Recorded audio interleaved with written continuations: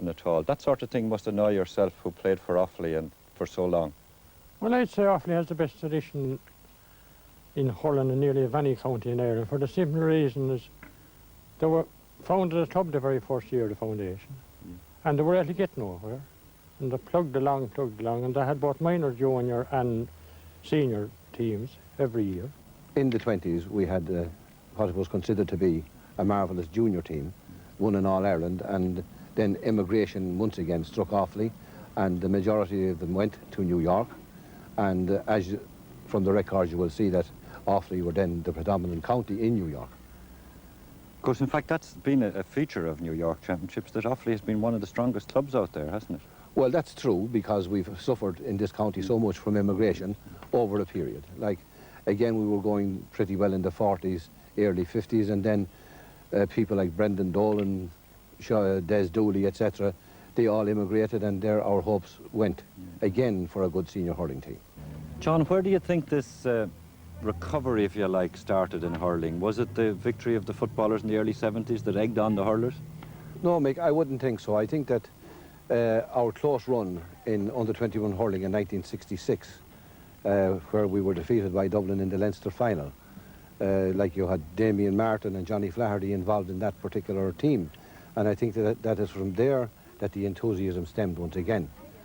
We're standing here now right on the border in the middle of the Shannon, well, on the bridge over the middle of the Shannon, and how far over would your native Killimor Daly you played with from here? How far would it be from here? About 20 miles away, Michael. Played with Killimor Daly for a good many years, and 78 was a bad year for me. Not alone was I dropped from the county panel, but I was dropped also from the Killimor Daly club team that year. So after that disappointment, Tom, you didn't play for a while. How did you get involved with Offaly then? Well, the first thing that happened to me, Mick, was that I got involved with the Offaly football team when Eugene McGee invited me to train the team in about March or April 79. We got to the Leinster final that year, and it was a bitter disappointment when we were beaten by Dublin, as you know, in the last minute. But then last year, I was still very much involved with football all through last year, and we won the Leinster Championship.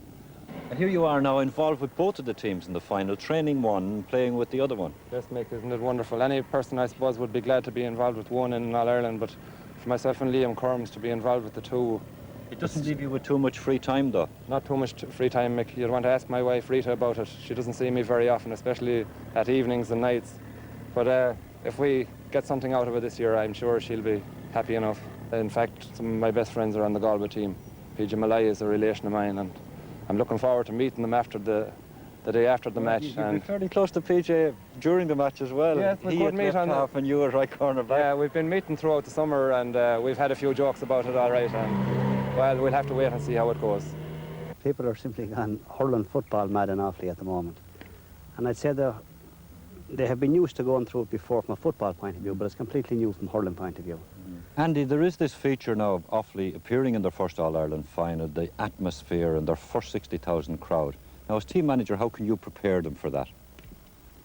Yeah, well, we feel that that is not going to be a problem as far as we're concerned. It won't be a big problem. The thing that we are talking to our players at the moment is, even though it may be an All-Ireland final with 60, 65,000 people, that the way they've got to look at it is still only 70 minutes hurling.